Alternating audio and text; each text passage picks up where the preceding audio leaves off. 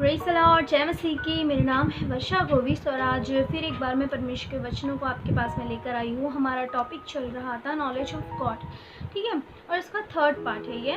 और इस वीडियो में मैं आपका ज़्यादा वक्त नहीं लूँगी। ये वीडियो कुछ ज़्यादा लंबा नहीं होने वाला, कुछ ही मिनटों का होगा, तो प्लीज़ ज़रूर से इस वीडियो को देखना। और इसके पहले भी जो वीडियोस मैंने अपलोड की है उसे भी आप ज़रूर से देखना, लाइक करना, शेयर करना, कमेंट्स करना, और आपको कैसे लगी वीडियो से भी बताना, ठीक है। और मेरे चैनल को सब्सक्राइब करना मत भूलना और बेल आइकन दबाना तो बिल्कुल भी नहीं भूलना, ताकि जो भी मेरी वीडियोस होंगे वो आपके पास तक आ सकें, ठीक है। मेरे प्यारे पिता परमेश्वर के बच्चों, आज के जो वचन है उसकी शुरुआत में एक स्टोरी के साथ में करना चाहती हूँ। तो स्टोरी कुछ इस तरीके से है कि एक व्यक्ति था, वो स्टेशन पे से जा रहा था और उसको एक भिखारी दिखा अपने हाथ में कटोरा लिए हुए, और वो भिखारी वहाँ पे बैठा हुआ था और उसके बाजू में एक पेन का बंच रखा हुआ था। बट उस इंसान ने क्या किया, उसको भीख दिया और वो ट्रेन में चढ़ गया। जैसे ही ट्रेन में चढ़ के उसने इस भिखारी को देखा तो उसके बाजू का एक पेन का बंच दिखा। तो उसने सोचा, ओ शिट, मैंने गलती से क्या किया, उस पेन को बिना उठाए उसको भिखारी समझ के भीख दे दिया, जबकि वो असलियत में वहाँ पे भीख मांगने ही बैठा हुआ था, ठीक है। तो लेकिन उसने क्या किया, फिर वो ट्रेन से उतरा, उसने पेन उठाया और बोला सॉरी कि मैंने बिना पेन लिए आपको पैसे दे दिए थे, इसलिए मैं भी ये पेन लेकर जा रहा हूँ, और सॉरी कि मैंने आपको कुछ और ही समझ लिया था, ऐसा करके। और फिर वो चला गया। फिर उसी के 6 महीने के बाद में एक बिजनेसमैन लोगों की पार्टी चल रही थी। उस पार्टी के अंदर वो भिखारी भी था, सूट और टाई पहने हुए, और जो व्यक्ति जिसने उसको ऐसा दिया था और वहाँ से पेन उठा के चला गया था, वो व्यक्ति भी वहाँ पे आया था।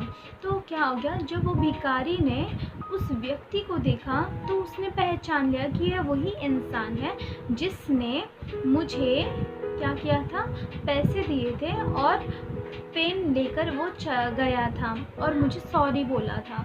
तो वो उस व्यक्ति के पास आता है और उस व्यक्ति को बोलता है, क्या तुम्हें मैं याद हूँ? तो वो बोलता है, नहीं मुझे तुम याद नहीं हो। तो वो कहता है कि 6 महीने पहले की बात है कि मैं स्टेशन पर बैठे हुए भीख मांग रहा था और मेरे पास में पेन का बंच पड़ा हुआ था, तो तुमने ऐसा ऐसा किया था। ये सारी बातें उसको वो याद दिलाता है, तब उस व्यक्ति को याद आती है वो बातें। तो उससे वो बोलता है कि ठीक है, वो सब तो ठीक है, लेकिन तुम यहाँ पे क्या कर रहे हो? तो बिजनेसमैन लोगों का पूरा पार्टी चल रहा है, तो तुम यहाँ पे सूट बूट पहनकर क्या कर रहे हो?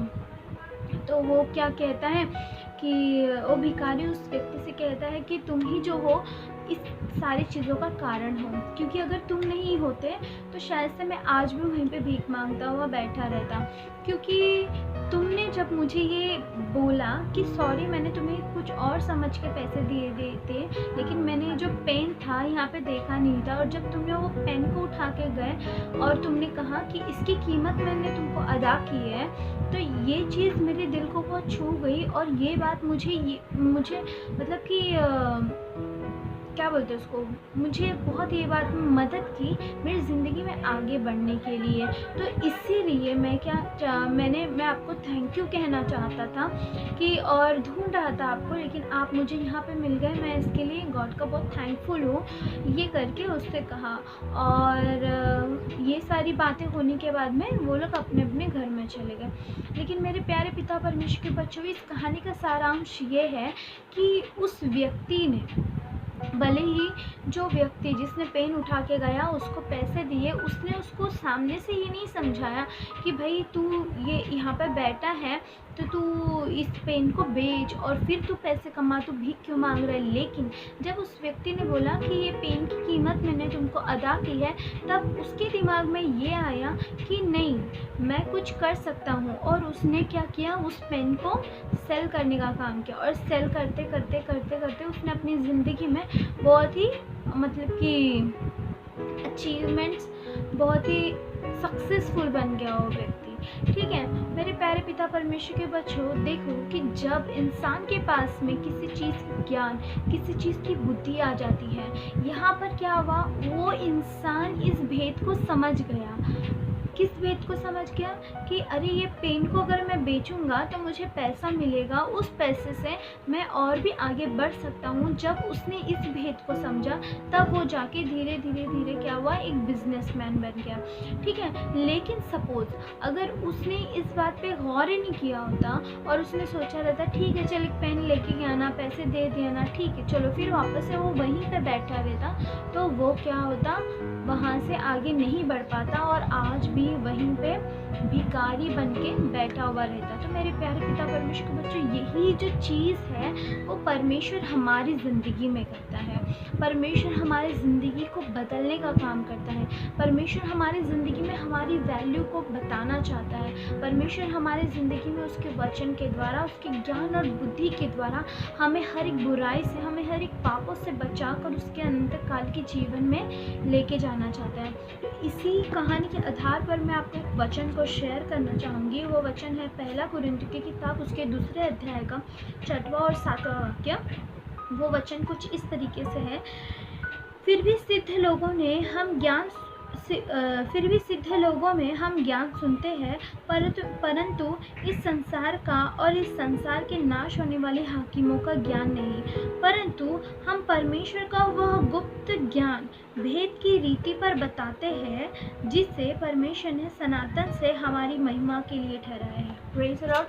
सनातन के लिए, हमारी महिमा के लिए ठहराया है। जब हमने कुलुस्सियों के 3 अध्याय के 2 वचन में पढ़ा कि परमेश्वर पिता ने क्या ठहराया है, मसीही को सारे ज्ञान और सारी बुद्धि का भंडार ठहराया है और उसी के अंदर सारे भेद छुपे हुए हैं। और यहाँ पर परमेश्वर का वचन कहता है, परंतु हम परमेश्वर का गुप्त ज्ञान भेद की रीति पर बताते हैं जिससे परमेश्वर ने सनातन से हमारी महिमा के लिए ठहराया है। परमेश्वर की जो ज्ञान और बुद्धि है वो हमारी महिमा को बढ़ाने के लिए, मतलब हमको ऊंचाई पे लेके जाने के लिए। मेरे प्यारे पिता परमेश्वर के बच्चों, आज के दिन पे जैसे उस भिखारी, वो जो भिखारी था, उसने उस ज्ञान के भेद को समझकर उस पेन को उठाकर बिजनेस करने के बाद में सक्सेस को हासिल किया और वो ऊंचाई बुलंदियों पर पहुंचा, उसी तरीके से अगर आज के दिन पे हम मसीही हमारी ज़िंदगी में अपने परमेश्वर के ज्ञान और बुद्धि की बातों को समझेंगे तो परमेश्वर हमें भी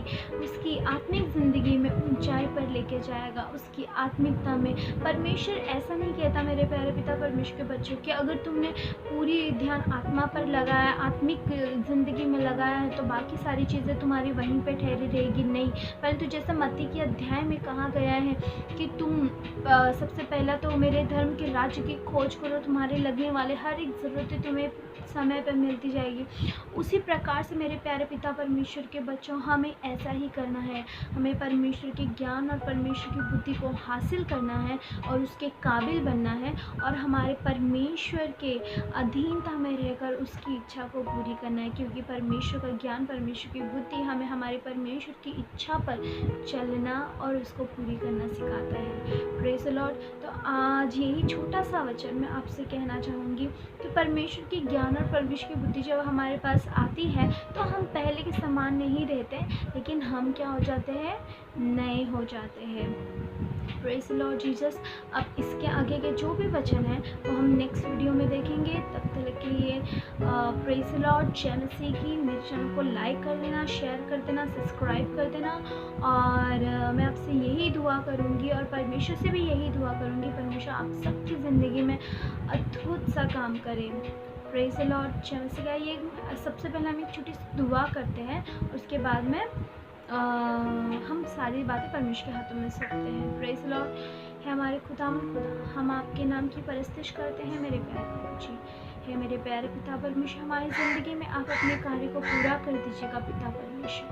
मेरे प्यारे प्रभु जी, आपकी ज्ञान की बातों की समझ आप हमें देना, हमें आपकी ज्ञान की और आपकी बुद्धि की आत्मा को प्रदान करना मेरे प्यारे प्रभु जी, ताकि हम तेरे पिता परमेश्वर बहे हुआ मार्गों में, तेरे पिता परमेश्वर बहे हुआ बातों को जानकर तेरी आत्मिकता में आगे बढ़ने पर, तुझ में स्थिर रहने पर।